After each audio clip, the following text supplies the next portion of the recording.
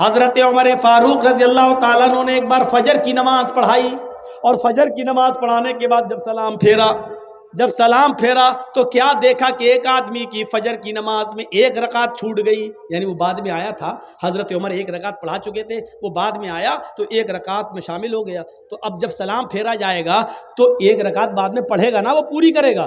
तो हजरत उमर ने उसको देखा, है ये बाद में आया, फिर देखते रहे, पता चला एक ही रकात उसने पढ़ी, यानी एक मिल गई थी, एक पढ़ ली और एक बाद में पूरी कर ली। हजरत उमर ने उसको कुछ नहीं कहा। जब बाहर निकले तो खुफिया जो CID होती है, खुफिया CID जो गुप्त तरीके से पता लगा के खबर देती है कि यहाँ इस्लाम के खिलाफ ये लोग हैं, ये षड्यंत्र रच रहे, तो खुफिया CID को बुलाया और कहा कि देखो वो आदमी जो वो देखो, वो कहा, हाँ देखा, उसका नाम डायरी पे नोट करो। CID ने नोट कर लिया। कहा कि इसके बारे में पता लगाना, ये रोज देर से आता है या आज ही देर से आया है, नजर रखना। मैं तो दूसरी बस्ती में, दूसरे इलाके में जा रहा हूं, कल भी देखना और परसों भी देखना। अगर कल भी देर से आया और परसों भी देर से आया, अगर ये 3 दिन देर से आया तो मैं इसको सजा दूंगा। CID ने कहा क्या सजा देंगे? कहा मैं इसका दाहिना हाथ काट दूंगा और बायां पैर, या दायां पैर काट दूंगा और बायां हाथ। हम इसका एक हाथ काटेंगे और इसका एक पैर काट देंगे। अगर दायां हाथ काटेंगे तो बायां पैर, और बायां हाथ काटेंगे तो दायां पैर, इसको खिलाफ से हम काट देंगे, हम इसको ये सजा देंगे। कहा अमीरुल मोमिनीन क्यों? कहा मैंने जनाब मुहम्मदुर रसूलुल्लाह को ये फरमाते हुए सुना है कि मुनाफिकों के ऊपर 2 नमाजें बड़ी भारी होती हैं, एक इशा की और एक फजर की। वो इशा की नमाज में सुस्ती करते हैं और फजर की नमाज में ताखीर से आते हैं। अगर ये 2 दिन और देर से आया तो मैं समझूंगा कि ये मुनाफिक है। 3 दिन अगर मस्जिद में देर से आया तो मैं समझूंगा कि मुनाफिक है। एक वक्त की नमाज छूटी थी, वो भी एक रकात। सिर्फ जुमे ही के दिन नमाज पढ़ने वालों, जरा अपने गरीबानों में झांक कर देखो कि हम मुसलमान हैं कि नहीं हैं। उसकी फजर की नमाज नहीं छूटी थी, एक रकात छूटी थी। नमाज तो मिल गई थी, एक रकात तो मिली थी, एक रकात बाद में पूरी कर ली। पेशाब पायखाने में भी देर हो सकती है, सोकर उठने में भी देर हो सकती है। मोबाइल का ज़माना नहीं था, अलार्म का ज़माना नहीं था, आंख देर से भी खुल सकती है। बेचारा सो गया होगा या जंगल में, खेत में लैट्रीन और पेशाब करने जाना पड़ता, हो सकता है कि लैट्रीन में देर हो गई हो, बेचारे को आने में कोई भी वजह हो सकती है। लेकिन हजरत उमर ने फौरन सजा नहीं दी, कहा हो सकता है ऐसा, इसलिए आज देर हो गई हो, लेकिन कल भी देखना और परसों भी देखना, रोज देर थोड़ी होगी। अगर मुनाफिकत इसके अंदर आ गई होगी तो ये कल भी देर से आएगा और परसों भी देर से आएगा, और 3 दिन देर से आया तो मैं इसका एक हाथ काट दूंगा और एक पैर काट दूंगा। जरा इस वाक़े की रोशनी में हम अपने गरीबानों में झांकें और देखें, सोचें और देखें कि हम कितने पक्के मुसलमान हैं। सिर्फ जुमे के दिन मस्जिद में आ रहे हैं, जुमे के दिन की भी फजर की नमाज हम नहीं पढ़े होते हैं, और जुमे के दिन हम पहली सफ में आके बैठे 11 बजे से। मौलाना जर्जी साहब खुतबा देंगे, 11 बजे से मस्जिद भर गई। जो पूरे हफ्ते मस्जिद में नहीं आया, मौलाना जर्जी का खुतबा सुनने के लिए आज पहली सफ में बैठा, सऊदी अरब का रुमाल डाल के, जन्नतुल फिरदौस भी लगाया, खुशबू आ रही है, पहली सफ में बैठा हुआ है बेचारा, सऊदी अरब का रुमाल भी डाला हुआ है, और जुमे के दिन नमाज पढ़ के निकला, दाढ़ी पे हाथ फेरते, ऐसा लग रहा है जैसे अल्लाह ताला पे बहुत बड़ा एहसान करके आया है। समाज के लोग मीटिंग करें, बताएं इन बेनमाजियों के लिए आपके यहां कितने एक्शन लिए गए, कितने एक्शन। आप जवाब नहीं दे पाएंगे इस बात का, आप जवाब नहीं दे सकते इस बात का, कितने एक्शन लेते हैं आप। शराबियों पर एक्शन नहीं, जुआरियों पर एक्शन नहीं, सिर्फ लड़का लड़की लेके भाग जाए तो एक्शन ले लेते हैं आप। आपकी जिम्मेदारी बनती है, आपकी जिम्मेदारी बनती है मेरे भाइयों, हमें इन चीजों को देखना है, हमें इन चीजों पर नजरें डालना है, अपने समाज में इन औरतों को भी देखना है। बेपर्दगी आम होती चली जा रही है, इनके पहनावे पर भी नजर डालो। अल्लाह के नबी ने फरमाया निसाउन कासियातुन आरियातुन मुमीलातुन व माइलात। एक ऐसा जमाना आ जाएगा कि तुम औरतों को देखोगे कि बज़ाहिर तो वो कपड़े पहने हुए होंगी, लेकिन हकीकत में वो कपड़े नहीं होंगे, वो अंदर से बरहना होंगी, अंदर से नंगी होंगी। देख लीजिए आप, हाफ आस्तीन के कपड़े पहन रही हैं आप, जो गैर शादीशुदा है, जिनकी शादी नहीं हुई, वो शलवार सूट पहनती हैं, आस्तीनें खुली हुई हैं, दुपट्टा भी अब सर पे नहीं रहा। अल्लाह के रसूल जब मेराज पे गए तो आपने देखा कि कुछ औरतों को सर के बाल पकड़कर एक दरख्त से लटका दिया गया जहन्नम के अंदर, और उनको उल्टा उल्टा उनको घुमाया जा रहा है, और उनके हाथ पीछे से बांध दिए गए हैं, और उनके दोनों सीनों में, औरतों के दोनों सीनों में खंजर भोंक दिए गए यहां से, और यहां निकाल लिया गया है, यहां से खंजर डाला, यहां निकाला गया है। पूछा अल्लाह के नबी ने, जिब्रील ये कौन औरतें हैं जिनको इतना दर्दनाक जहन्नम में अजाब दिया जा रहा है, जिनके सर के बाल पकड़कर इनको लटका दिया गया है और इनके सीनों में खंजर चुभो दिए गए हैं? जिब्रील ने फरमाया, अय अल्लाह के नबी, ये वो औरतें हैं जो दुनिया में अपने बाल खोल कर चला करती थी, अपने बालों को दुपट्टे से नहीं ढांकती थी, अपने सर पर ओढ़नियां न डाला करती थी, अपने सरों पर ओढ़नियां नहीं ओढ़ा करती थी, ये खुले बाल लेकर चलती थी, बाजार में, स्कूलों में, कॉलेजों में इनके बाल खुले रहते थे। और ये वो औरतें जिनके सीनों में खंजर डाल दिए गए हैं, ये अपने सीनों पर ओढ़नियां, चादर नहीं डालती थी, इतना टाइट कपड़ा पहनती थी कि कपड़ा पहनने के बावजूद इनके सीने का हिस्सा उठा हुआ नजर आता था। गैर मर्द इनके सीने पे नजर डाला करते थे, आज इनके सीनों को चुभो दिया गया है, इनके सीनों में खंजर डाल दिया गया है, इनके सीनों में खंजर भोंक दिया गया है। हमारी माँ बहने ये अजाब पे कहीं मुब्तला ना हो, इनके सर के बाल पकड़कर इनको लटकाया ना जाए, इनके सीनों में कहीं खंजर ना चुभ हो जाएं। इनको कहो अपनी बेटियों से स्कूल में जाए तो कम से कम ओढ़नियां और ढीली चादर अपने जिस्मों पे डाल लें। फरमाया एक ऐसा जमाना आ जाएगा कि औरतों को देखोगी कि कपड़े पहनने के बावजूद नंगी होंगी, मुमीलातुन व माइलात, लोगों की तरफ माइल होंगी और उनको अपनी तरफ माइल करेंगी, इतना मेकअप करेंगी, लाल रंग का कपड़ा तो लाल रंग की लिपस्टिक, ब्लू रंग का कपड़ा तो ब्लू रंग की लिपस्टिक, हरे रंग का कपड़ा तो हरे रंग की लिपस्टिक। मैचिंग नहीं बिगड़नी चाहिए, मैचिंग नहीं बिगड़नी चाहिए। ये मेकअप इतना करेंगी कि नौजवानों को अपनी तरफ खींचेंगी और खुद नौजवानों की तरफ खिंच जाएंगी। ला यदखुलन्नल जन्नता वला यजिदन्न रिहा। ये औरतों को जब देखो तो समझ लेना ये औरतें कभी जन्नत में दाखिल नहीं होंगी और जन्नत की खुशबू भी नहीं पाएंगी। ऐसी औरतों पर अल्लाह ने जहन्नम वाजिब कर दी और जन्नत को हराम कर दिया। ये औरतें कभी जन्नत के अंदर दाखिल नहीं होंगी। जन्नत में दाखिले के लिए ढीला ढाला कपड़ा जरूरी है, पर्दा जरूरी है। हजरत फातिमा का इंतकाल का वक्त आया तो रो रही थी। कहा अली ने क्यों रो रही हो, एक दिन तो सबको इस दुनिया से जाना है। कहा अली मेरे शौहर, मेरी एक वसीयत है उसको याद रखना। बताओ तो मेरी बीवी ही नहीं मोहम्मद रसूलुल्लाह की बेटी भी हो, बताओ क्या वसीयत है। फरमाया जब मेरा इंतकाल हो जाए, मेरी रूह निकल जाए तो मुझे रात में दफनाना, दिन में नहीं। इशा की नमाज के बाद अंधेरे में मेरा जनाजा लेकर कब्रिस्तान जाना, दिन में नहीं। हजरत अली ने कहा ये तुमने एक नई मुसीबत मेरे ऊपर डाल दी। मान लो फजर के बाद अगर तुम्हारा इंतकाल हो जाता है तो जुहर के बाद दफन किया जाएगा, जुहर में इंतकाल होता है तो असर में, अब फजर के बाद अगर इंतकाल हो जाए तब भी हम इशा के बाद तुम्हें दफनाएं, ये कहाँ की अक्लमंदी है। फरमाया अय अली, अय मेरे शौहर, मेरे ऊपर ये एहसान करना जो मैं आपसे कह रही हूँ। मेरे जनाजे को रात की तारीकी में ले जाना, मेरे जनाजे को रात के अंधेरे में उठाना। पूछा ऐसा क्यों कह रही हो? कहती है कि मैं ऐसा इसलिए कह रही हूँ क्योंकि मैं ये नहीं चाहती कि मेरे मुर्दा जिस्म पर पड़े हुए कफन पर भी किसी गैर मर्द की नजर पड़े, मेरे मुर्दा जिस्म पर पड़े हुए कफन पर भी किसी गैर मर्द की नजर पड़े। मैं चाहती हूँ कि मेरा जनाजा जब उठे तो मेरे कफन को भी कोई न देखे, मेरी शक्ल सूरत तो बहुत दूर की बात है। हजरत फातिमा की ये नसीहत थप्पड़ मार रही है आज हमारी बेटियों और हमारी बीवियों के मुंह पर, हमारी औरतों के मुंह पर।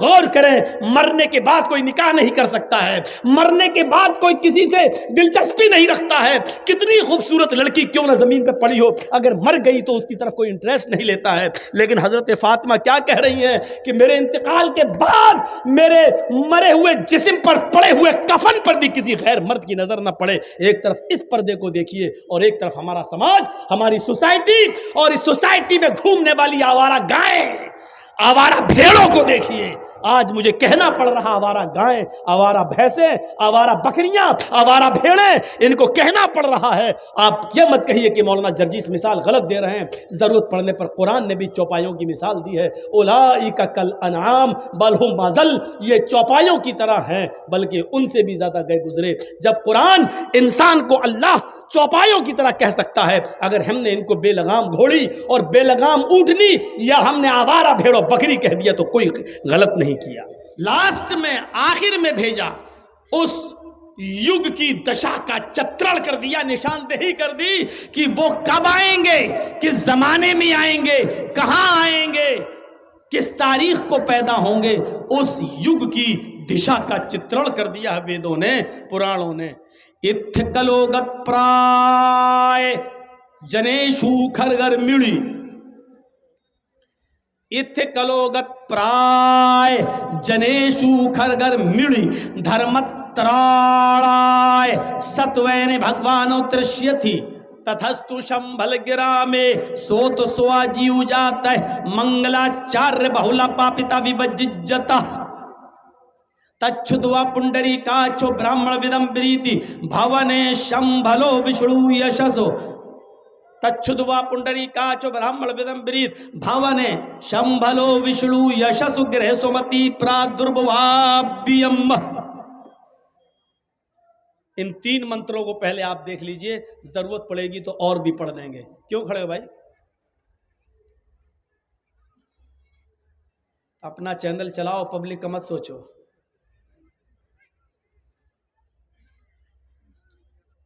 इथ कलोगत पराए जनेशु खरगर मिड़ी, ये भागवत पुराण कह रहा है। कलयुग के अंदर जब घोर अंधेरा होगा और सारी जनता जब गधों और जानवरों की तरह हो जाएगी, कलयुग। हिंदू धर्म में कितने युग है मालूम है आपको? 4। पहला युग सतयुग, दूसरा युग त्रेता युग, तीसरा युग द्वापर युग और चौथा युग कलयुग। सतयुग, त्रेता युग, द्वापर युग, कलयुग, ये कलयुग चल रहा है। सतयुग में एक भी गुनाहगार आदमी नहीं था, सब नेक इंसान थे, ये है सतयुग। त्रेता युग में अच्छे ज्यादा थे, बुरे कम। याद रखना, मैं चारों पूछूंगा भी किसी को खड़ा करके, और जो नहीं बता पाएगा भगा दूंगा, क्योंकि सुनने आया है कि नौटंकी करने आया है। आज इम्तहान लूंगा मैं। पहले बता देता हूं, 4 युग, सतयुग, त्रेता युग, द्वापर युग, कलयुग, 4 युग। सतयुग में सब सच्चे, कोई बुरा नहीं था, एक भी बुरा नहीं था, यह है सतयुग। त्रेता युग में अच्छे ज्यादा बुरे कम, यानी थोड़ी सी बुराइयां होने लगी थी, लेकिन अच्छे ज्यादा थे, बुरे कम, त्रेता युग। द्वापर युग बुरे ज्यादा अच्छे कम, बिल्कुल उसके उल्टा। समझ रहे हैं कि नहीं? नहीं समझो तो फिर समझाऊंगा, लेकिन पूछूंगा। सतयुग में सब अच्छे, एक भी बुरा नहीं। त्रेता युग में अच्छे ज्यादा, टूटा कि नहीं टूटा? टूट जाता तो कसम से हम 2 किलो लड्डू बांटते आज, मिठाई। यही नौटंकी लोग, अब तो हम ही भूल गए, दूसरों से क्या पूछेंगे हम। सतयुग सब अच्छे, एक भी बुरा नहीं। त्रेता युग अच्छे ज्यादा बुरे कम। द्वापर बुरे ज्यादा अच्छे कम। कलयुग एक भी अच्छा नहीं, सब बुरे। सतयुग में सब सच्चे, कलयुग में सब बुरे। हिंदू धर्म के मुताबिक ये कलयुग चल रहा है, इसमें अच्छाइयां ढूंढने से नहीं मिलेंगी। और इस कलयुग में जब अच्छाइयां ढूंढने से भी नहीं मिलेंगी, तो योगी और मोदी के अंदर भी कोई अच्छाई ढूंढने से मिलेगी? कैसे मिल सकती है? सोचिए। और आखिरी नबी कब आएगा? कलयुग में, यह हिंदू धर्म कहता है। कब आएगा? इत्थ कलोगत प्राय, कलयुग के शुरू होते ही, पूरे तरह कलयुग में नहीं, कलयुग शुरू होते ही, जनेशु खरगड़ मिड़ी, जनेशु जनता, लोग खरगड़ मिड़ी जानवरों की तरह हो जाएंगे। अल्लाह के नबी जिस जमाने में आए लोग जानवरों की तरह हो चुके थे। पढ़िए सीरत।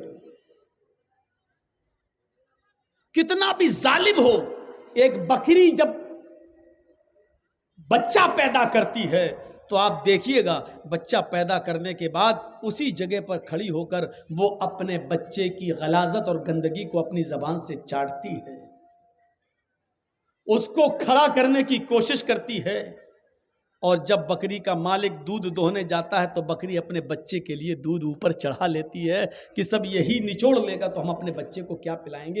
इतनी हमदर्दी, इतना रहम ऊपर वाले ने बकरी के अंदर भी डाला है, इस जानवर के अंदर भी डाला है। लेकिन अरब के लोग इससे भी ज़्यादा बिगड़ चुके थे। उनके यहाँ जब कोई लड़की पैदा होती थी तो वो जिंदा दफन कर देते थे। इससे ज़्यादा जानवरियत कहाँ होगी, इससे ज्यादा हैवानियत कहां मिलेगी। और पैदा होते ही दफन कर देते तो चलो एक सुकून था, पैदा हुई दफन कर दिया। नहीं, जब वो बच्ची 4 साल की हो जाती थी तब उसको नहलाकर, धुलाकर, कपड़े पहनाकर, अच्छे लिबास में और अच्छा मेकअप करके उसके बाद उसका बाप उसको उंगली पकड़ के ले जाता था और पहले से जंगल में गड्ढा खोद कर रखता था और कहता था बेटी झांको, इसमें तुम्हारी अम्मी दिखेंगी। जब बच्ची अपनी अम्मी को देखने के लिए उस गड्ढे में झांकती थी तो बाप जमीन पे पीछे से धक्का दे देता था और बच्ची उस गड्ढे में गिर जाती थी और ऊपर से मिट्टी से पाट देता था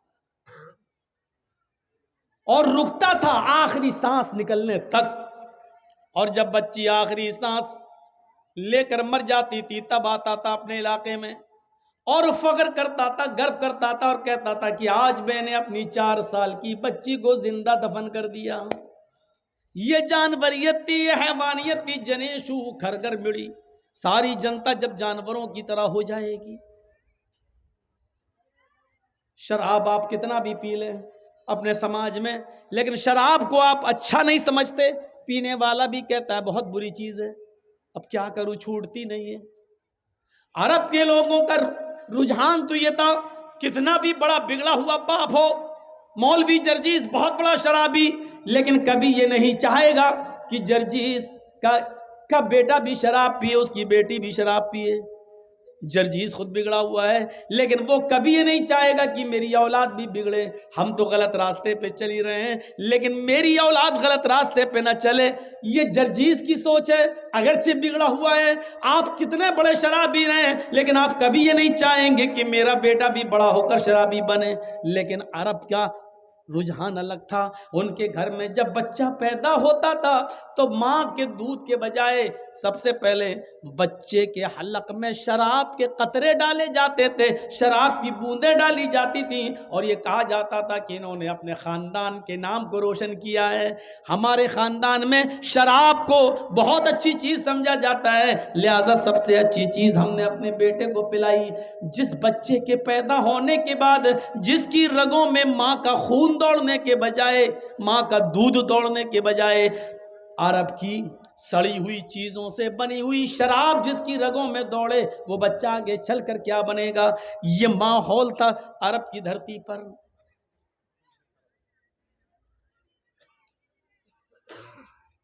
आप कितने भी जालिम हो, कितने भी गुनाहगार हो, मोबाइलों पर गुफ्तगू कर करके आपने एक नहीं सैकड़ों लड़कियों के साथ नाजायज ताल्लुकात कायम किए हों, आपकी एक नहीं 10-10 गर्लफ्रेंड रही हो, आप कितना भी जिना, कितने भी बड़े जिनाकार बन जाएं, लेकिन आप जिनाकार होने के बावजूद भी, आप गुनाहगार होने के बावजूद भी इतना बड़े गुनाहगार नहीं हो सकते कि आपने अपनी माँ के साथ भी निकाह कर लिया हो। आप दूसरों की माँ, बहन, बेटी के साथ जिना कर लेंगे, लेकिन अपनी माँ के साथ ना तो निकाह करेंगे ना जिना करेंगे। अरब जानवरियत में इतना आगे बढ़ गया था कि बाप के मरने के बाद नौजवान लड़का देखता था कि मेरी मां खूबसूरत है और मेरा बाप मर गया है, ये मेरी मां किसी दूसरी जगह शादी ना कर ले, तो वो अपनी मां का हाथ पकड़ता था और बाहर निकाल लाता था और अपनी चादर मां के ऊपर डाल देता था। इस बात की तरफ इशारा था, आए अरब के लोगों, ये मेरी मां नहीं है, आज के बाद ये मेरी बीवी बन गई है, मेरी मां को कोई निकाह का पैगाम न दे, मैंने अपनी मां को अपनी बीवी बना लिया। हम कितने भी बड़े गुनाहगार हों, मां को बीवी नहीं बना सकते हैं। मेरे भाइयों, अरब इसमें भी आगे बढ़ गए थे और अपने बाप के मरने के बाद अपनी मां को अपनी बीवी बना लिया करते थे। हम कितने भी बड़े जालिम हों और गुनाहगार हों, लेकिन शादी के बाद अपनी बीवी को किसी पराये मर्द के साथ भेजना और पराये मर्द के बिस्तर पे सोना हम गवारा नहीं कर सकते थे। लेकिन अरब के अंदर निकाह का तरीका ये था कि एक नौजवान लड़का किसी लड़की से शादी करके लाता, उस लड़की को अपने घर में लाता, वो मेरी बीवी है लेकिन उसके साथ रात नहीं गुजार सकता था, अभी नहीं गुजारेगा। अपनी बीवी को जो निकाह करके ले तो आया है, विदा करके ले तो आया है, लेकिन अभी शुद्ध नहीं हुई है, वो लड़का जो निकाह करके लाया है अपनी बीवी को अपने दोस्त के बिस्तर पे भेज देता था, जाओ तुम उसके बिस्तर को गरबाओ, उसके बिस्तर पे सो जाओ और इतने दिन रहो जब तक कि उस आदमी की शर्मगाह से तुम्हें हमल न ठहर जाए, तुम्हें बच्चा न हो जाए। पढ़िए बुखारी शरीफ किताबुन निकाह, और ज़माने जाहिलियत के निकाह में जब पढ़ते पढ़ते उस जगह पहुंचेंगे तो ज़माने जाहिलियत के 3-4 निकाह आपके सामने आएंगे। उन निकाह के चैप्टर में आप देखेंगे वो लड़का बीवी मेरी, लेकिन मैं अपनी बीवी से नहीं मिल सकता, उसको भेज दिया जाता था अपने दोस्त के साथ, जाओ इसको ले जाओ। और जब पता चलता था कि वो मेरे दोस्त का बच्चा इसके पेट में ठहर गया, हमल ठहर गया, तब ये दोस्त जाता, ये पति जाता और अपनी बीवी को वहाँ से ले आता और अपने पास रख लेता। ये इस बात ऐसा इसलिए किया जाता कि ऐसा करने से उनकी आस्था, उनका अकीदा, उनका बिलीव ये था कि बच्चा नेक पैदा होगा। मेरे भाइयों, ये शादी का एक घिनौना तरीका था। आप अपनी बीवी को किसी दूसरे के बिस्तर पर नहीं भेज सकते हैं। अल्लाह के नबी इसी बात पर औरत को मारने की इजाजत भी देते हैं कि तुम्हारी बीवी अगर तुम्हारे बिस्तर पर किसी गैर मर्द को बुलाए, फज़रिबूहुन्ना ज़रबन गैर मुबर्रिह, तो आए लोगों, इस बड़ी गलती पर तुम अपनी बीवी को मार सकते हो, अपनी बीवी को पीट सकते हो, लेकिन ऐसी मार मत मारना कि जिससे उसकी पीठ पर निशान पड़ जाएं, जिससे उसकी पीठ पर जख्म पड़ जाएं। हल्की मार मारो, सजा के तौर पे मारो, ऐसी मार ना मारो कि जिससे उसकी पीठ पे चोट के निशान दिखाई दें। लेकिन मारने की इजाजत यहां दे दी है। सिर्फ यही एक गलती ऐसी है कि जिस जुर्म पर इस्लाम, कुरान, मुहम्मदुर रसूलुल्लाह औरत को मारने की इजाजत दे रहे हैं, अगर वो तुम्हारे बिस्तर पर किसी गैर मर्द को बुलाती हैं तो तुम अपनी बीवी को ऐसी मार मार सकते हो जो चोट के निशान न बना दे, जो निशान जाहिर न करती हो। हल्की फुल्की मार मार के उसको समझाओ। अरब के अंदर निकाह का एक तरीका ये भी था, जानवरियत ने कि ये क्या था, एक खूबसूरत लड़की, उसके पास 3 से ज्यादा और 10 से कम लोग जाते हैं। 3 भी जा सकते हैं, 4 भी, 5 भी, 6 भी, 7 भी, 8 भी, 9 भी, 10 तक, 10 से ज्यादा नहीं। और उसके साथ जिना करते, और जब बच्चा पैदा होता तो जितने लोग उसके पास अब तक आए हैं उनको बुलाती, वो सबको, इधर आओ, सब आते, और मजाल नहीं थी कि कोई ना आए। ये समाज में उसूल था, जितने गए, औरत बुला रही तो सबको आना पड़ेगा, सब आते। 3 गए थे तो 3 आएंगे, 10 गए तो 10 आएंगे, 6 गए तो 6, जितने लोग उस औरत से मिले वो सबको बुलाती और सबको लाइन से बिठा देती, सब बैठते, वो औरत सबको खाना खिलाती और खाना खिलाने के बाद कहती, तुम लोगों को तो अपना मामला मालूम है, तुम मेरे पास आए, तुम मेरे पास आए, तुम मेरे पास आए, तुमने मेरे साथ जिना किया, मेरा जिस्म हासिल किया, अब ये बच्चा पैदा हुआ है।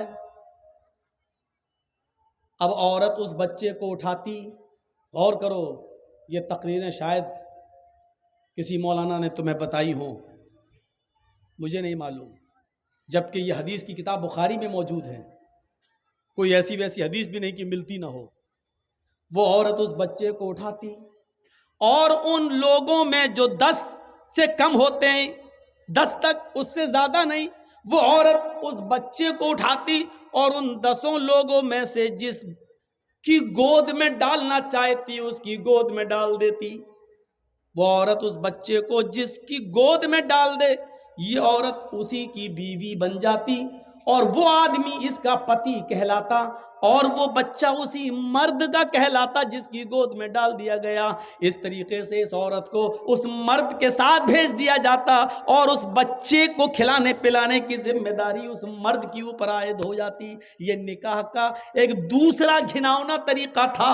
हमारे समाज में ये जानवरियत अभी भी नहीं पाई जा रही है। मेरे भाइयों, एक औरत के पास चाहे कितने मर्द चले जाएं, लेकिन औरत ये अच्छी तरीके से जानती है कि मेरे पेट में पलने वाला बच्चा है किसका। ये औरत ही बता सकती है, आदमी नहीं। ये औरत ही बता सकती है कि वो बच्चा है किसका। उसकी गोद में डाल दिया। आओ तुम्हें निकाह का एक तीसरा तरीका भी बताऊं जो अरब की धरती पर था, जो मोहम्मद रसूलुल्लाह सल्लल्लाहु अलैहि वसल्लम के आने से पहले और नबी बनने से पहले ये जिहालत अरब की सरजमीन पर थी और जिसकी तरफ वेद ने इशारा किया है। जब सारी जनता जानवरों की तरह हो जाएगी, भाई जिसको जाना उठ के चला जाओ, बीच में उठोगे तो हमें डिस्टर्ब होगा। देखिए, पहले आगे बैठ जाएंगे और बाद में फिर भागने लगेंगे। पता नहीं, हम तो इतनी आसान उर्दू बोल रहे हैं कि आपके दिमाग में बैठ जाए। हम कोई हैदराबाद और बंबई में तकरीर थोड़ी कर रहे हैं कि स्पीड में हो और वो सब समझने वाले। हम मालूम है 20 साल से हम आपके इलाके में आ रहे हैं, हमें मालूम है कौन से जुमले इस्तेमाल करना चाहिए, यूज़ करना चाहिए। हम बहुत आसान, और इसीलिए आप भी हमें बुलाते हैं, वरना यूपी में तो हज़ारों मौलवी भरे पड़े हैं। आप हम ही को लायक कर रहे हैं, पसंद करते हैं, मैं जानता हूँ, क्योंकि आप हमारी बात को समझ रहे हैं, फिर भी भाग रहे हैं। कभी कभी जब 90 साल का बुढ़ा उड़ के जब जाता है तो हमको और गुस्सा आता है, तो आया क्यों था। और बीच में जब 80 साल का 90 साल का बुढ़ा उड़ के जा रहा तो अब वो जाके क्या करेगा। अब वो चाचा जी चाची के काम के भी नहीं रहे, लेकिन उड़ के जा रहे हैं। अब जाके करेंगे क्या वहां जाके, घर पे समझ में ही नहीं आता।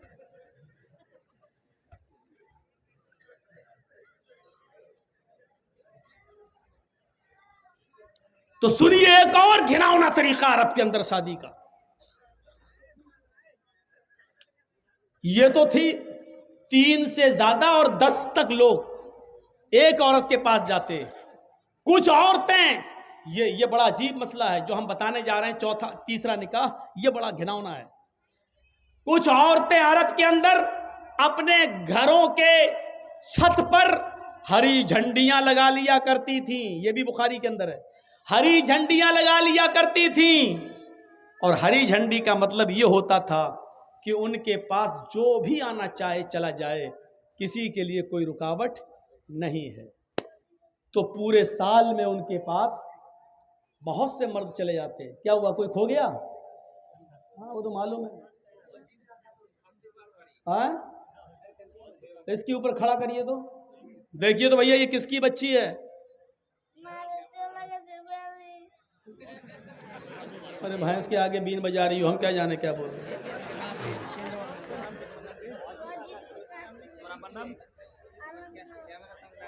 आओ भाई इधर आओ, कैमरे के सामने देखिए भाई ये किसकी बच्ची है। जिसकी हो ले जाओ, नहीं तो हम यूपी ले जाएंगे। चलोगी हमारे साथ, चलोगी? वाजिबा खातून है भाई इसका नाम, वाजिबा खातून जिसकी हो, और बाप का नाम आलमगीर। वाजिबा खातून, बाप का नाम आलमगीर। हाँ चल, कांति पार है, वो पहुंच जाएगी। ठीक है चलो, ठीक है, बैठो बैठो बैठो, आ जाओ आ जाओ। बच्चियों को माएँ संभालती हैं। वाजिबा खातून, बाबा नाम आलमगीर। मेয়েটা হারিয়ে গেছে, স্টেজে আছে, जान में अच्छे से नहीं जाए बारी का पर बच्चियों को माँ संभालती है, बताओ माँ कितनी निडर होगी जो परवाह ही नहीं कि मेरी बेटी कहाँ है।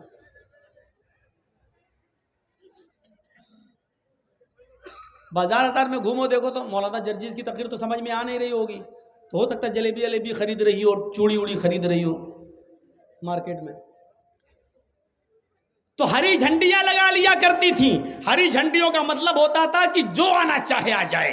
पूरे साल में उनके पास पता नहीं कितने मर्द चले जाते थे, लेकिन जो भी जाता वो सबका नाम नोट करती और उसको मालूम होता कि हमारे पास इतने मर्द आ चुके हैं। जब बच्चा पैदा होता, उसके पेट से जब हमल बच्चे की शक्ल में बाहर आता, तो वो औरत सबको बुलाती। उसमें कोई गिनती नहीं होती है, 100 भी हो सकते हैं। मिल गई? सबको बुलाती। जितने भी लोग उस औरत के पास आए और जिना किया, वो सबको बुलाती और सबको लाइन से बिठा देती। फिर खाने काबा से कयाफा शनास आता। कयाफा शनास नहीं समझेंगे आप, आओ मैं आपको समझाऊं। तू बहुत नौटंकी कर रहा है यार, बहुत ड्रामा कर रहा है, लगता है दुनिया में तेरा ही चैनल चल रहा है और किसी का है ही नहीं। हम लोग सब बेवकूफ बने बैठे हैं, कुत्ते की दुम की तरफ टेढ़ी हो गए, बिल्कुल सीधा हो ही नहीं सकते। कब से बोल रहा हूं मैं, खामोश हो जाओ, सामने बैठ रहे। कयाफा शनास को बुलाया जाता, कयाफा शनास खाने काबा से। आपके यहां उसको क्या बोलते होंगे हमें नहीं मालूम। वो उन सब लोगों को देखेगा, 100 150 200 जो आदमी हैं उनकी शक्ल देखेगा हैं, और फिर बच्चे की शक्ल देखेगा। मतलब ये बच्चा सबसे ज्यादा किसकी शक्ल से मिल रहा है। फिर वही कयाफा शनास उस बच्चे की शक्ल इतने लोगों में से, जितने उस औरत से मिले हैं, जितने लोग मिले उनसे मिलाकर देखकर जिसकी गोद में रख देता था इस बच्चे को, ये बच्चा उसका बच्चा माना जाता और ये उसकी बीवी मानी जाती, और बकिया लोग मौज मस्ती में निकल जाते। ये शादी का तीसरा तरीका था। इत कलोगत पराय जने शूखर गर्मिड़ी। जानवरियत जब भरी होगी, आज भी इतनी जानवरियत नहीं है। शराब बता दी। जुए का हाल तो यह था कि हम कितने भी बिगड़े हुए हों, ज्यादा से ज्यादा बस अड्डे पर और स्टेशन पर 100 रुपए की 200 रुपए की लॉटरी खरीद सकते हैं। जुए में 5-6-10 हजार रुपए हार सकते हैं। इंडिया पाकिस्तान का मैच हो रहा है, उसमें हम जुआ खेल सकते हैं, फला टीम जीतेगी इतना रुपया, नहीं तो हम इतना देंगे, ये प्लेयर इतना रन बनाएगा, इतने विकेट लेगा, उस पर जुआ। ये एक है हमारे यहां गंभीर समस्या। लेकिन चाहे कितने बड़े जुआरी हों, लेकिन आज तक ये नहीं सुना गया है कि जुआ खेलते वक्त किसी ने जुए में रकम हार जाने के बाद अपना घर, और घर भी हार जाने के बाद अपनी बीवी, और बीवी को भी हार जाने के बाद अपनी बेटी भी जुए में लगा दी हो। हमने आज तक ये नहीं सुना है। अरब के अंदर जुए में जब रकम हार जाते थे तो मकान लगा दिया करते थे, और मकान जब जुए में हार जाया करते थे तो अपनी बीवी जुए में लगा दिया करते थे, और बीवी भी जब जुए में हार जाते थे तो अपनी 16, 17, 18 साल की जवान बेटी भी जुए में लगा दिया करते थे। इत्कलोकत प्राय जनेषु खरगर्मिणी धर्मत्राणाय सत्वैनि भगवान उत्तरष्यति। जब बहुत ज्यादा अंधकार होगा, बहुत ज्यादा गुमराही होगी, बहुत ज्यादा जब जानवरियत और हैवानियत फैल जाएगी, धर्मत्राणाय, तब धर्म की रक्षा करने के लिए, सत्वैन और सत्य को स्थापित करने के लिए, सत्य को नाफिज करने के लिए, सच्चाई को लागू करने के लिए, सच को कायम करने के लिए भगवान अवतरष्यति, भगवान अवतार भेजेगा, कल्कि को भेजेगा, उन्मा को भेजेगा, नराशंस को भेजेगा, महामद को भेजेगा। महमिद आएंगे, अहमद आएंगे, अहमद आएंगे, मोहम्मद आएंगे, उस वक्त आएंगे। तो आप देख लीजिएगा, हालात बताते हैं अरब के, जब ये जानवरियत फैल गई थी, उसी माहौल में मोहम्मद रसूलुल्लाह को नबी बनाकर भेजा गया। कितने मौलाना स्टेज पे थे जब हम आए, यहाँ से लेके वहाँ तक कुर्सी भरी पड़ी थी, स्टेज पे भी मौलवियों की तादाद। और आपके इलाके में कितने मदरसे होंगे, कोई गिनती याद है? 40-50 आपके इलाके में। पूरे बंगाल में कितने होंगे, गिनती नहीं है हमें मालूम। आप थोड़ी देर के लिए सोचिए, आपके इस इलाके में 40-50 मदरसे, और एक मदरसे से कितने मौलवी बन के निकलता है? एक साल में 40-50 मदरसों से कितने मौलवी बन के निकलते होंगे? इतने मौलाना मिलकर भी, इतने मदरसे मिलकर भी हमारे समाज, हमारे गांव, छोड़ दीजिए दूसरा, आपके अपने इलाके से, क्या नाम है इस गांव का? राहटपुर। इसी इलाके से, सिर्फ राहटपुर डिस्ट्रिक्ट उत्तर दिनाजपुर, आप देख लीजिए, इतने मदरसे होने के बाद, इतने मौलवी होने के बाद, आज भी राहटपुर से, सिर्फ आपके गांव से सब मिलकर सिर्फ जहेज की प्रथा खत्म नहीं कर पाए, और गुनाह तो छोड़ दीजिए, सिर्फ जहेज नहीं मिटा पाए।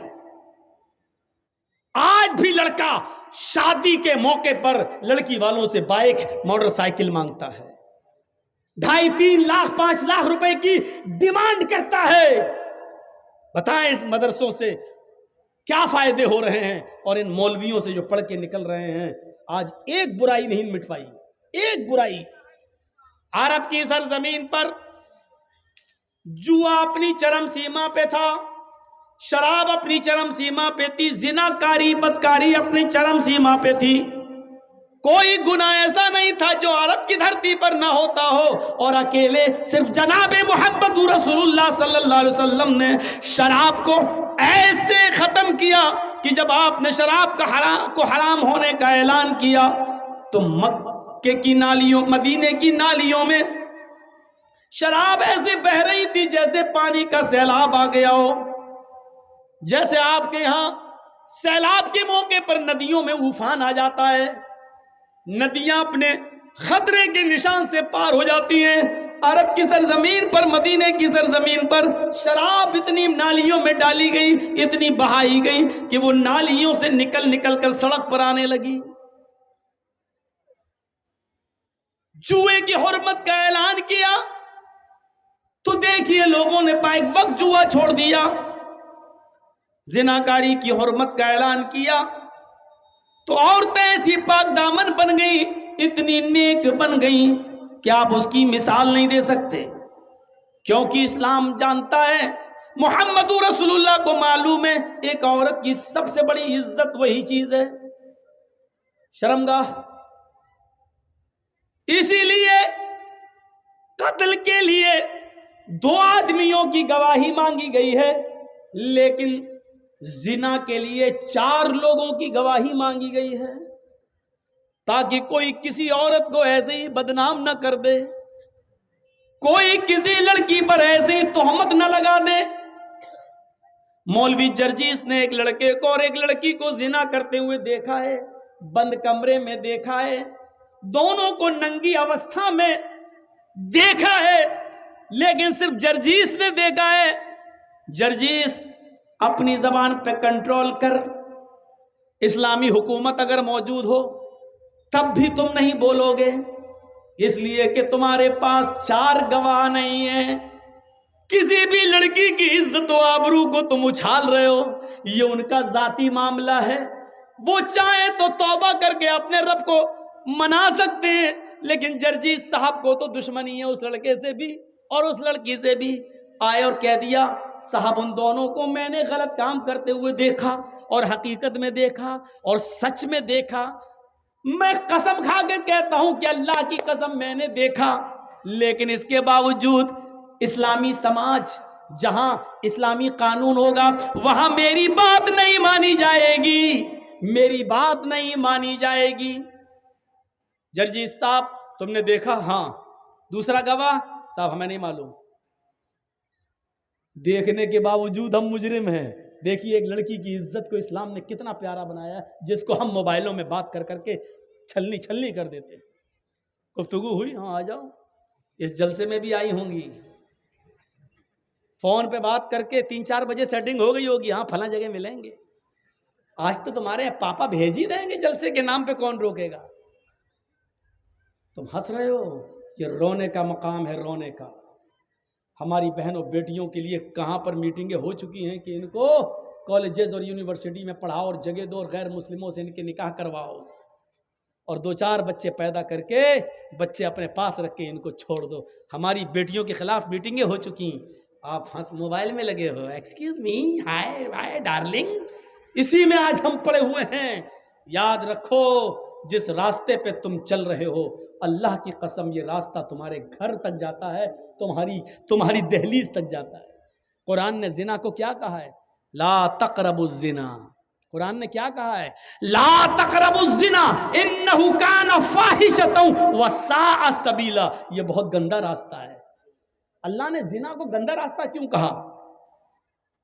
जिना को ये नहीं कहा गंदा काम, अल्लाह ने क्या कहा? गंदा काम तो है ही, लेकिन बहुत गंदा रास्ता भी है। ये गंदा रास्ता क्यों कहा? पूरे 1 साल तक मैं यही ढूंढता रहा कि जब जिना गंदा काम था तो गंदा काम कह दिया था, अल्लाह ने काफी था, लेकिन गंदा रास्ता क्यों कहा है? जिना रास्ता कैसे हो सकता है? गंदा रास्ता। 1 साल तक पढ़ा, 1 साल तक किताबों की हमने पन्ने पलटे, 1 साल तक हमने चेक किया, 1 साल तक मौलवियों से राब्ते कायम किए, 1 साल तक बड़े बड़े उलमा से हमने कांटेक्ट किया, तब 1 साल के बाद हम इस नतीजे पे पहुंचे कि अल्लाह ने इसको गंदा रास्ता इसलिए कहा क्योंकि जिस रास्ते पे तुम चल रहे हो इसकी मंजिल तुम्हारे घर तक जाती है। यानी तुम दूसरों की बहन बेटी के साथ जो जिना करने का इरादा करते हो, हकीकत ये होती है कि जिस रास्ते पे चल के तुम दूसरों की बहन बेटियों की इज्जत लूटते हो, ये रास्ता तुम्हारे घर तक जाता है, यानी तुम्हारी बहनों बेटियों की इज्जत भी लूटी जाती है। इसलिए अल्लाह ताला ने इसको गंदा रास्ता कहा है। गंदा रास्ता। हम समझ रहे हैं कि दूसरे की बहन है उसके साथ हम गलत काम कर रहे हैं, हकीकत यह है कि ये रास्ता हमारी बहन तक जा रहा है। हम समझ रहे हैं कि दूसरे की बेटी है जिसके साथ हम गलत काम कर रहे हैं, हकीकत यह है कि हम अपनी बेटी के लिए दरवाजा खोल रहे हैं और ये रास्ता हमारी बेटी तक आता है। कितने दिन हो गए हमने नहीं बताया, और शायद आपको मालूम हो कि हमारे इलाके का वाकया है कि एक अमीर आदमी ने एक रिक्शा चलाने वाले को, जिसकी सिर्फ एक बहन थी, बस एक बहन, कोई नहीं था उसका, किसी बात पर नाराज होकर FIR करके उस लड़के को जेल पहुंचा दिया। अब बहन अकेली हो गई, मोहल्ले के लोगों ने साथ दिया, उसका खाना पानी हर तरीके से उसको कोई तकलीफ नहीं होने दी। 4 साल के बाद जब लड़का जेल से छूटा तो बहन अपने भाई से चिपक गई, रोने लगी। भाई ने तसल्ली दी, बहन अब क्यों रोती हो, मैं तो आ गया हूं। बहन ने कहा, भाई गांव के लोगों ने बहुत साथ दिया, अगर आज ये गांव वाले साथ न देते तो आज आपकी बहन आपको चेहरा दिखाने के लायक नहीं होती। आपको जेल से छुड़ाने के लिए मैं अपने जिस्म को बेचने के लिए तैयार हो चुकी थी, दर दर की ठोकरें खाने के लिए तैयार थी। आपको जेल से छुड़ाने के लिए मैं इस दलदल में कदम रखने के लिए तैयार थी, लेकिन मोहल्ले वालों ने मुझे अपनी बेटी और अपनी बहन की तरह समझा और मुझे अपने घर में पनाह दी। भाई ने अपनी बहन के मुंह पर हाथ रखा। अरे चाचा जी चुप करा दो इनको, मेरे कान में आवाज जा रही। अब वक्त है इनका मन रब्बू का और माँ दीनू का तैयारी करें कि तुम्हारा रब कौन है, फरिश्ते सवाल करेंगे, स्टेज पे बोल रहे हैं चाचा। सुनिए मेरे भाइयों, ताज्जुब करोगे, लड़के ने अपनी बहन के मुंह पे हाथ रख लिया। चुप, जो मुंह में आता बकती चली आ रही है। कहा भाई जो हकीकत है, चुप, कौन है जो मेरी बहन पर गलत नजर डाल सके? आज तक इस जमीन की धरती पर, आसमान के नीचे किसी मां ने वो बेटा पैदा नहीं किया जो मेरी बहन पर गलत नजर डाल सके। बहन ने कहा भाई इतना विश्वास है मेरे ऊपर? कहा नहीं, तेरे ऊपर नहीं, अपने ऊपर। कहा है कैसे? कहा मेरी बहन तू जानती है कि तेरा भाई क्या करता है? कहा रिक्शा चलाता है। तेरी बहन, तेरा भाई सुबह उठता है शाम तक रिक्शा चलाता है, तुझे पालता है, पोसता है और तेरे जहेज के सामान की तैयारी करता है, तेरा घर बसाने की तैयारी करता है।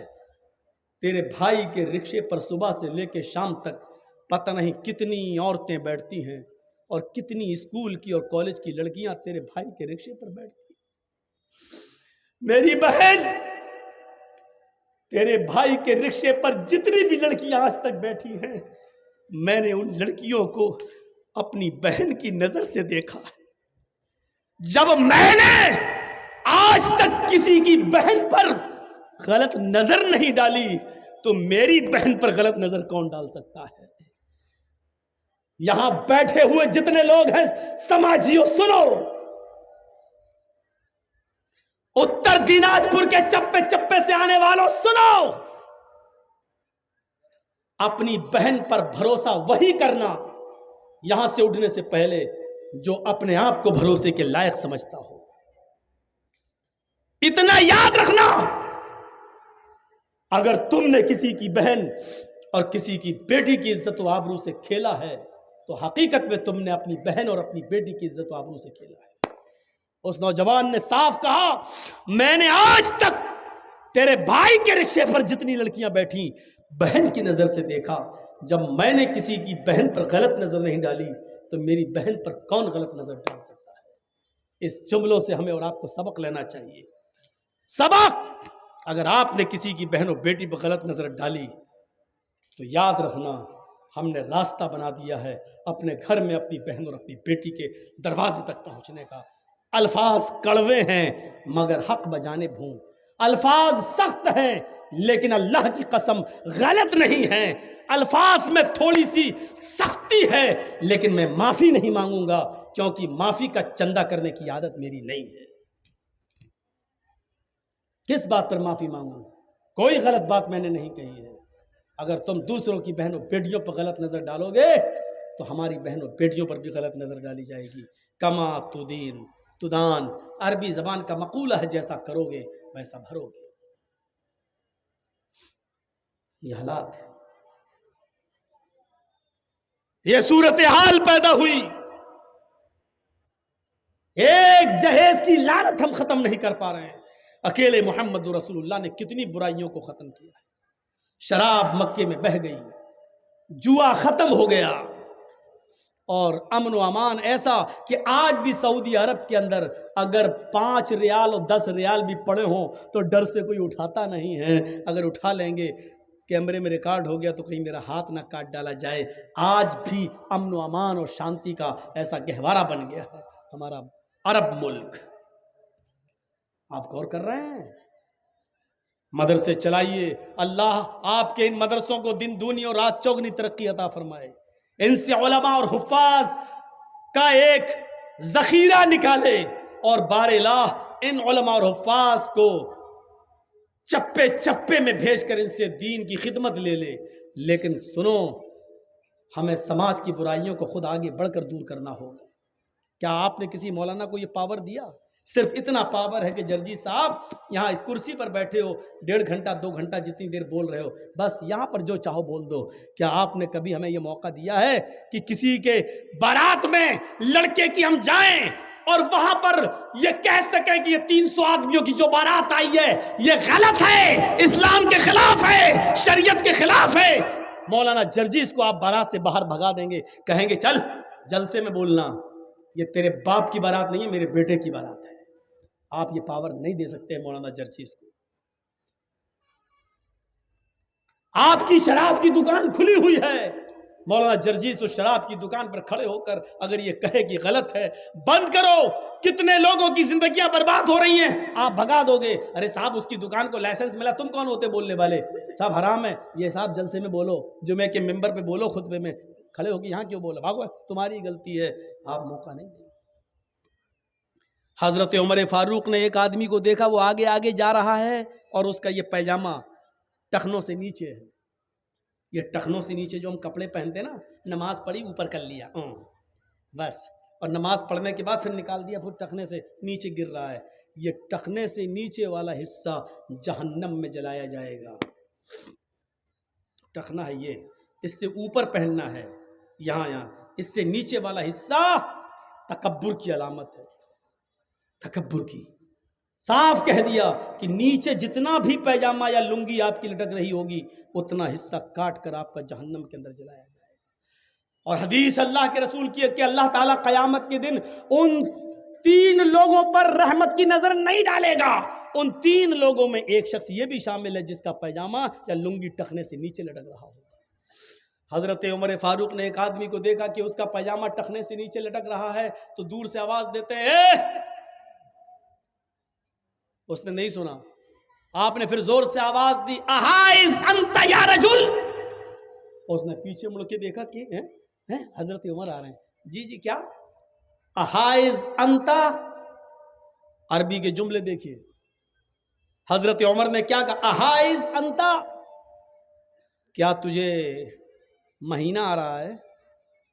महीना समझते ना? लेडीज को जो पीरियड आता है, जो एमसी होती है, महीने में चंद दिन उनको जो ब्लड आता है, तो हजरत उमर ने उस आदमी से कहा, अहाइस अंता, क्या तुझे पीरियड आ रहा है? वो क्या इधर उधर देखने लगा है, किससे कह रहे हैं? का अमीरुल मोमिनीन किससे कह रहे हैं? यहां तो कोई औरत नहीं जा रही है। कहा कि अंता कह रहा हूं तब भी समझ में नहीं आ रहा है, तुझे कह रहा हूं, तुझे पीरियड आ रहा है, महीना आ रहा है, एमसी हो रही तुझे। कहता मुझे? कहा तेरे बारे में पूछ रहा हूं। मुस्कुरा के कहता है, आपका दिमाग सही है। हल यही जुर रजुल, क्या मर्द को भी महीना आता है? उसने क्या कहा? क्या मर्द को भी महीना आता है? तो हजरत उमर ने कहा, क्या मर्द भी टखने से नीचे कपड़ा पहनता है? यानी मर्द को नहीं, औरत को हुक्म दिया अल्लाह के रसूल ने कि वो टखने से नीचे कपड़ा पहने, उसके तो पैरों की उंगली भी ना दिखे। ये औरत को हुक्म दिया, मर्द को हुक्म दिया है कि टखनों से ऊपर पहने। जब तू कपड़ा पहनने में औरत का काम कर सकता है तो हो सकता है कि महीने में भी औरत का काम कर रहा हो, तुझे महीना आ रहा हो। कहने लगा नहीं नहीं ठीक है। उसने ऊपर कर लिया। हजरत उमर ने अपने गुलाम से कहा, असलम जी बिस्किन, छुरी लाओ। आय हाय हाय, कहा छुरी लाओ। आपका समाज मौलवी जर्जीस को यह परमिशन नहीं दे सकता। हजरत उमर ने कहा छुरी लाओ, छुरी आ गई। उसने कहा क्या कर रहे हैं अमीरुल मोमिनीन? कहा इसको मैं काटूंगा जो टखने से नीचे है। कहा मैं घर जाके खुद काट लूंगा, आप दोबारा देखेंगे तो आप हमारा पैजामा ही फाड़ देना, लेकिन हमें मौका दे दीजिए, घर जाके संभाल लूंगा। हजरत उमर ने कहा कि यकीनन तू घर जाके संभाल लेगा, लेकिन अल्लाह के नबी सल्लल्लाहु अलैहि वसल्लम ने फरमाया, जब कोई बुराई तुम अपनी आंखों से देखो तो पहले अपने हाथ से दूर करो। जब हाथ से दूर करने की ताकत ना हो तो जबान से मना करो, और जबान से भी मना करने की ताकत ना हो तो दिल से बुरा समझो। मेरे पास हाथ से दूर करने की ताकत है, इसलिए इस बुराई को मैं अपने हाथ से दूर करूंगा, वरना कयामत के दिन मैं अपने रब को क्या मुंह दिखाऊंगा। इधर आ, काट दिया पैजामा, यहां तक काट दिया, सूफी बना दिया। ले, जिस बुराई को अपनी आंखों से देखा अपने हाथ से दूर कर दिया। क्या समाज हमें इस बात की इजाजत देगा? समाज जलसे की इजाजत दे देगा, स्टेज बना देगा, मौलाना साहब बोल लो, जो मन में आए बोल दो, यहां कोई कुछ नहीं कहेगा। लेकिन सिर्फ इसी 1.5 घंटे और 2 घंटे तक आपकी हम सुन लेंगे, इसके बाद नहीं सुनेंगे। कुरान पढ़ जाइए, अल्लाह ताला ने कहीं नहीं कहा कि नेकियां नेकियां नेकियां नेकियां, ये नहीं कहा, लेकिन बुराइयों के सिलसिले में इतना जोर दिया कि बुराइयों से रुको। हाथ से दूर करने की ताकत हो तो हाथ से करो, हाथ से दूर करने की ताकत ना हो तो जबान से रोको, और जबान से भी दूर करने की ताकत ना हो तो दिल से बुरा जानो। आज शराब के कितने अड्डों को तुम रोक सकते, ठीक है, दूसरों की आप नहीं कर सकते हो, अपने घर की बुराई तो रोक सकते हो। अपने घर की बुराई, आपके घर में आपका बच्चा 12 बजे रात तक मोबाइल चलाता है, एंड्रॉयड मोबाइल, फेसबुक और मैसेंजर और यूट्यूब पे लगा हुआ है, कितना आपने अपने घर की इस बुराई को रोका है। आपकी बेटी 18 साल 20 साल की हो चुकी है, एंड्रॉयड मोबाइल चला रही है, आपने अपनी बेटी के ऊपर कितनी निगरानी रखी है? फेसबुक भी चला रही है, व्हाट्सएप भी चला रही है, अपने स्कूल के दोस्तों और सहेलियों से बातें भी कर रही है, आपने कितनी निगरानी की है अपनी बेटी पर? छोड़ दो, बारात 400-500 आदमियों की, ये 300-400 आदमी जितने बारात में जाते हैं, मैंने कभी इनको बाराती कहा ही नहीं है। आज भी मैं कहता हूं कि ये सब चोर हैं और डाकू हैं। बुरा लगता है। हाँ, अल्लाह के नबी ने फरमाया, जब लड़की वाले के यहां, जब तुम खाना खाने जाते हो लड़की वाले के घर, दखला सारिकन व खरज सारिकन, चोर बनकर दाखिल होते हो और डाकू बनकर निकलते हो। कौन सी हदीस है जो तुम्हें लड़की वाले के घर खाने की इजाजत देती है, बताओ तो। मेरी बेटी है, जर्जीस साहब का काम यह है कि निकाह पढ़वाया जाए दामाद के साथ, और बेटी का हाथ पकड़ के दामाद को दुआ देकर रुखसत कर दिया जाए। दामाद के साथ जो चले आ रहे हैं 100, 200, 500 आदमी, उनको खिलाने की जिम्मेदारी मौलाना जर्जीस के ऊपर नहीं है, शरीयत ने नहीं दी है। शर्म नहीं आती? खाते हो तो लड़की वालों के घर खाते हो, खाना चाहिए तो लड़के वालों के घर खाना चाहिए। वलीमा करो, कौन मना करता है? वलीमे में 100 आदमी की दावत कर रहा है, बारात में 500 आदमी ले जा रहा है। वलीमा कर ना, 500 नहीं 1000 को बुला। एक दिन वलीमा कर, दूसरे दिन भी कर, 20 दिन वलीमा कर, शरीयत तुझे इजाजत देती है। तुझे खुशियां कर, लेकिन लड़की वाले पर बोझ मत बन। लड़की वाले ने 18 साल 20 साल पाल पोस कर अपनी लड़की बड़ी करके तुझे दे दी, बहुत बड़ा काम कर दिया, ये बहुत बड़ी कुर्बानी दे दी, लेकिन उस लड़की को लेने के लिए भी 500 आदमी जाएं, 400 जाएं, ये चोर जाएं।